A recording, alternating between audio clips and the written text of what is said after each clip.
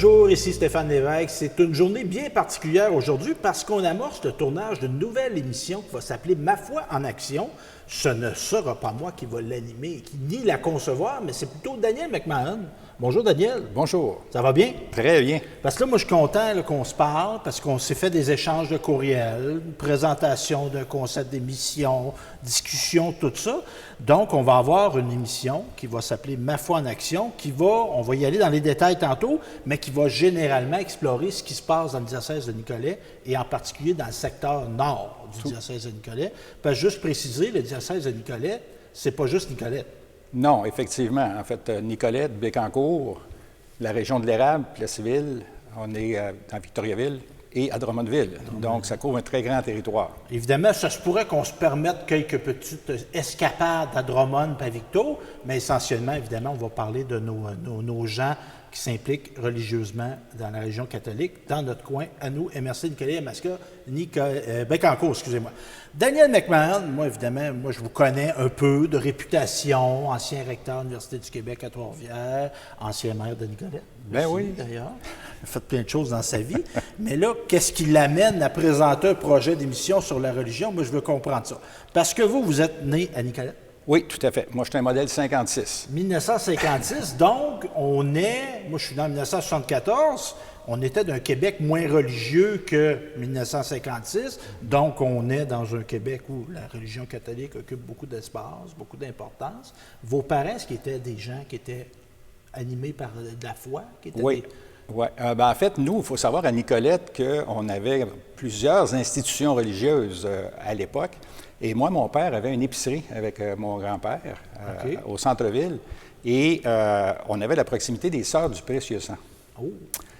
Et avec les Sœurs du Précieux Sang, les Sœurs, cette communauté-là vivait de la générosité des gens. Et comme on était épicier, ça arrivait des fois qu'il manquait de nourriture. Et il y avait un code qui existait. Quand la cloche sonnait, en dehors des Angélus, ça voulait dire « il ne reste plus rien à manger ». Et tous les épiciers de la ville s'étaient concertés pour dire « bon, ben moi, je vais envoyer telle affaire, tu vas envoyer ». Puis là, papa disait « tu pars, tu montes en haut de la côte, parce que nous, on était au centre-ville, tu vas porter telle affaire pour les sœurs, parce que les sœurs, ils n'ont plus rien à manger ». Fait que donc, il y avait cette proximité-là. Ma grand-mère était très proche aussi des communautés. Ma grand-mère chantait à la chorale. Alors moi, j'ai baigné dans un environnement qui était effectivement religieux, pratiquant. J'ai servi la messe comme... Mais est-ce que, je bifurque un peu, est-ce que vous avez envisagé de devenir prêtre? Oui, j'ai même envisagé de devenir prêtre, mais à toute honnêteté, quand l'adolescence est arrivée, il y a eu d'autres intérêts qui se sont manifestés. Ça peut arriver. Mais parce que, pourquoi je vous demande, tu sais, il y a des gens qui vont dire, ça fait personnel un peu, tu te barres de l'âge du gars. Mais je me permets, parce que ça permet de situer l'évolution. Ouais. Parce qu'évidemment, bon, vous êtes né en 56, ça veut dire que vous avez 20 ans en 76. Ouais. Il y a comme une révolution tranquille là, entre deux. Là. Ouais. Vous êtes né, Maurice Duplessis était vivant, puis à un moment donné, il décède, et l'Église va... Il y a une révolution tranquille, donc l'Église va se retirer de l'éducation essentiellement, de services sociaux, santé, et il y a une crise, on pourrait dire, de la religion. Les gens vont devenir moins pratiquants. Vous, allez-vous vivre ça? En fait, moi, non. Moi, j'ai toujours pratiqué. Pour moi, c'était important. Okay. C'était important pour moi. Quand j'ai rencontré celle qui est devenue ma femme, Liette, pour elle aussi, c'était important. Donc, on s'est impliqué, dès qu'on a eu les enfants, on s'est impliqué au niveau de la formation des jeunes pour les sacrements. On s'est impliqué aussi, moi je me suis impliqué au niveau à l'époque du COP, du Conseil d'orientation pastorale. Fait que même si j'avais des occupations quand même assez importantes, il a toujours gardé une place pour un engagement continu. Parce qu'évidemment, il y a la religion, bon, il y a Jésus, il y a Dieu, le Saint-Esprit, le baptême, la confirmation, tout ça. Il y a des gens qui nous écoutent, qui ont vécu ces sacrements-là, mais il y en a qui ne les ont pas vécu non plus, puis on est d'une société démocratique. On peut vivre en dehors de la religion, mais c'est quoi les valeurs? Parce qu'il y a l'aspect, là, je ne veux pas dire des choses qui n'ont pas d'allure, mais il y a un emballage à la religion, puis il y a l'essence de la religion. Pourquoi c'est quoi l'essence de la religion, les valeurs là, qui sont importantes pour vous? Bien, moi, j'ai toujours été fasciné par Jésus. Ce personnage-là. L'homme qui est venu, qui a pris chair, qui est venu sur la terre et qui, de par son comportement, faisait pas les choses comme les autres. C'était un révolutionnaire, un peu. À sa manière, c'était un peu un contestataire. En fait, il n'a pas voulu abolir les lois qui étaient existantes, mais il a voulu y leur donner un sens plus important. Donc, et là, il y a un lien avec la comptabilité que tu vas peut-être aimer. Nous, en comptabilité, il y a un principe qui est bien important, c'est la substance sur la forme. Tu as beau avoir une forme légale X, mais dans la substance, qu'est-ce que tu veux vraiment faire? Bien, quand on regarde en religion, tu as la forme, mais tu as la substance. La forme, c'est les églises, l'organisation de l'Église, etc., les différentes catholiques, protestants, etc. Mais le fondement, la substance, c'est l'Évangile, c'est le comportement que Jésus a et qui nous propose librement. Et ça, pour moi, cette liberté-là de choisir puis de dire « Hey, ce qu'il fait là, c'est intelligent, là. Les autres ne faisaient pas ça. » Plutôt que de condamner, il vient redresser, il vient relever. Si on regarde, par exemple, la femme adultère, il s'installe, il écrit au sol, puis là, le monde, il dit, regarde, il faut la lapider. La loi dit qu'il faut la lapider. Lui, il se lève, puis il dit, bien, celui qui n'a pas péché, qui lui lance la première pierre.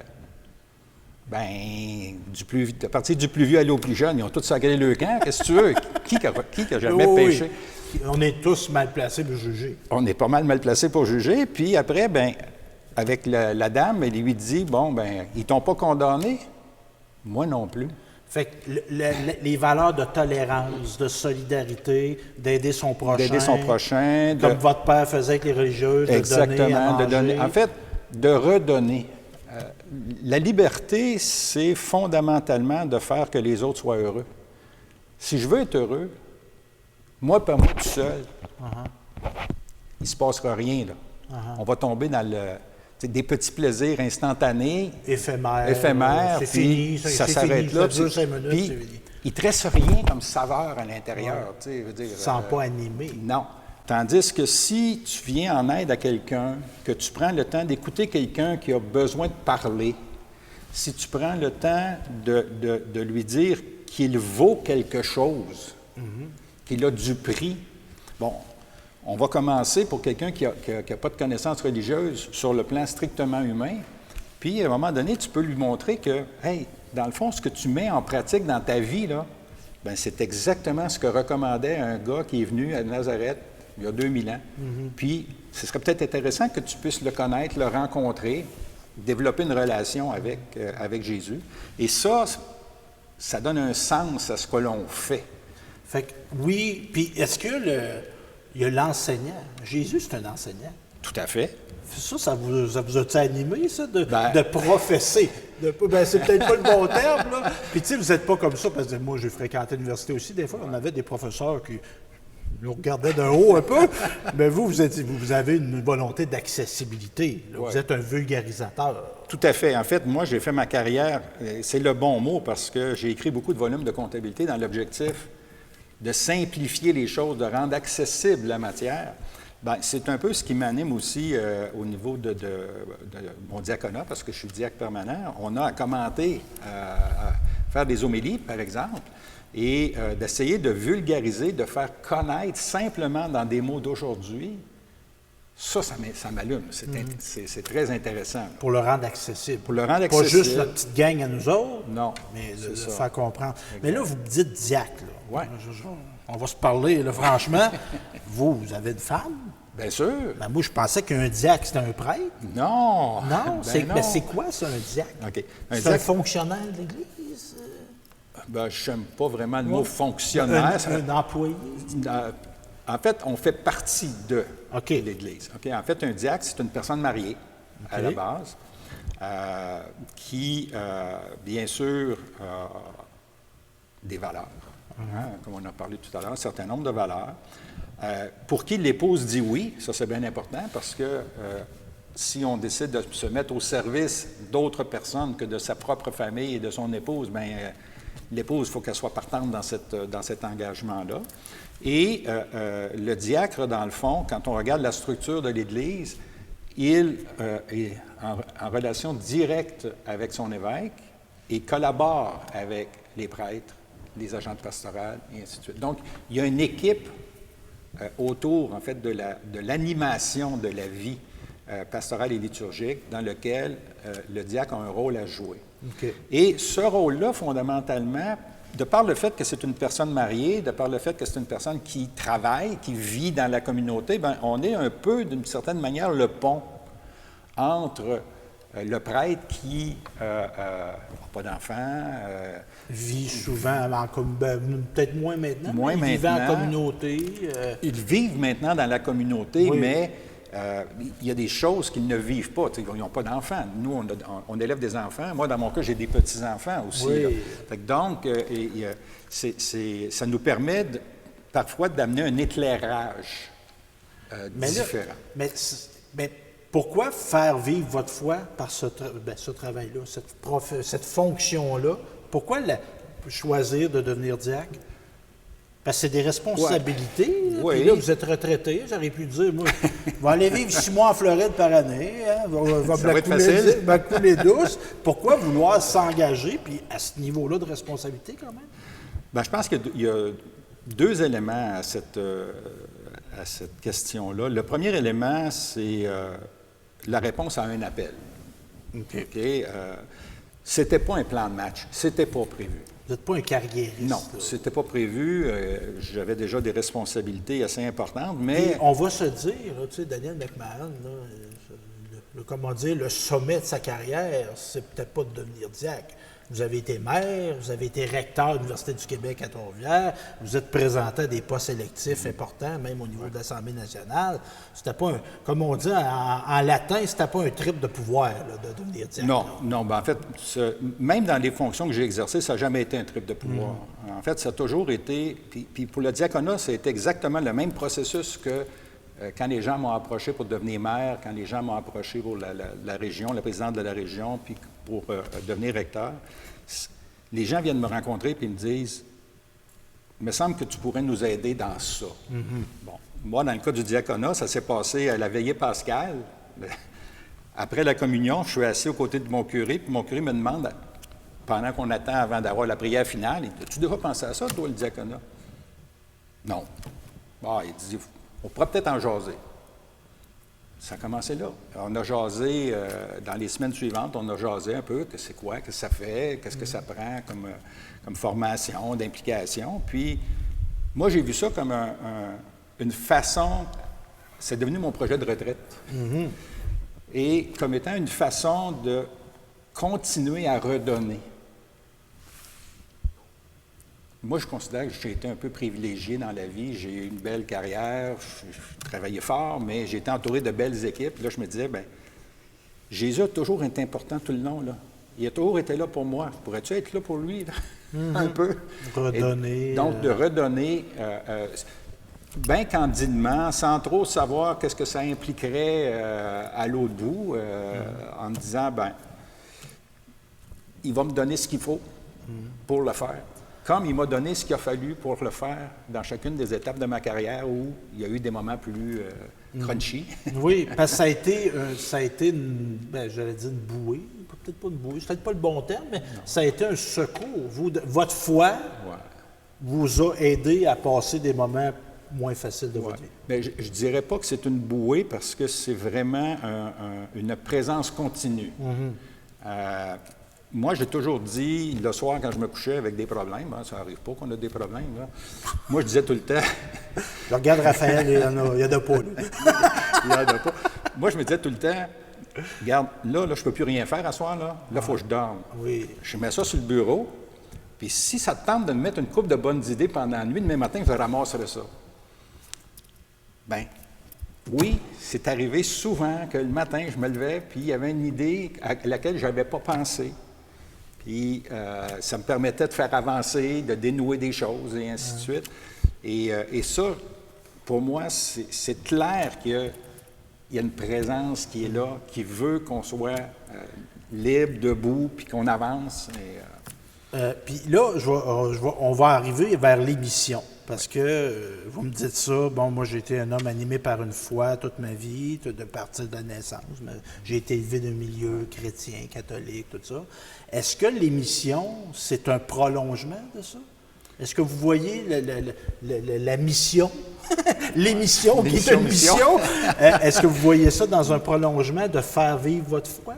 Bien, en fait, c'est pas tant de faire vivre la mienne que de montrer qu'il y a plusieurs personnes qui posent des gestes, qui sont en action à cause de leur foi. Mm-hmm. Et donc, on l'a mentionné tantôt, on est dans un monde qui est très séculier maintenant. Séculier. Séculier, ça veut dire quoi, qui n'est pas religieux. Okay? On pourrait dire laïque. Très laïque. Oui. En fait, nos institutions sont laïques. Puis les gens, les plus jeunes qui nous regardent, il faut penser que dans le Québec, vous êtes né, de 1956, moi un petit peu plus tard, je suis né en 1974, la religion était hyper présente dans toutes les facettes de notre vie. Oui, puis on avait des cours de religion à l'école. Oui, moi j'ai eu ça, puis même j'ai été enseigné, moi, par des religieux, des religieuses, des prêtres, des sœurs, des frères qui m'ont enseigné, moi. Même si je n'étais pas dans une école qui était dite confessionnelle, là. Ben, elle l'était encore, en tout cas. Ouais. Mais ça a bougé beaucoup. On n'est plus là. On n'est plus là. On n'est plus là. Donc, je pense que c'est important de faire réaliser aux gens qu'il y a des personnes qui ont des convictions, des croyances religieuses qui les animent et qui les poussent à agir. Et pour certaines personnes de ma génération, ils vont reconnaître des gens qui sont en lien avec leurs croyances à eux, mais pour les gens qui sont dans les générations plus jeunes, de réaliser qu'on peut avoir un sens à la vie fondé sur des valeurs précises et que ces valeurs-là sont elles-mêmes fondées sur une croyance religieuse, bien, je pense ça va devenir intéressant pour les gens de prendre conscience de ces choses-là.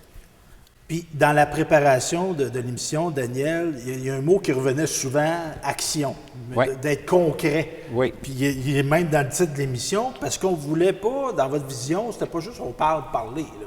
Non. On veut montrer de l'action. Oui, tout à fait. En fait, ce qu'on veut faire, c'est de discuter avec des gens qui ont choisi de s'impliquer de diverses façons, mais qui ont un lien avec leurs croyances. Et donc, de montrer qu'ils se nourrissent à quelque chose, donc à la parole de Dieu, et qu'ils passent à l'acte. C'est un peu, pour les plus jeunes, c'est un peu une révolution de l'Église actuellement. C'est que quand on était jeune, on allait à l'Église et on nous enseignait. On était receveurs. On recevait de l'information. Tandis que là, on veut développer des lanceurs. Et là, on va avoir des gens qui prennent la balle, puis qui sont capables de la lancer. Puis de la bête, de faire quelque chose avec. Exactement. Parce qu'on avait, puis tu sais, il y a eu des différentes, il y a eu Vatican II qui était une révolution, mais on est-tu en train de vivre un Vatican III?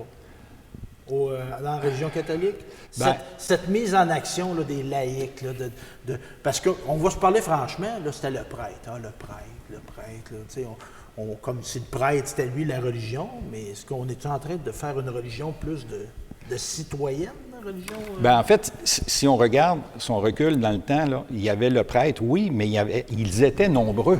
Oui. Tu sais, dans la paroisse, tu avais le prêtre, puis tu peux avoir 2, 3 vicaires.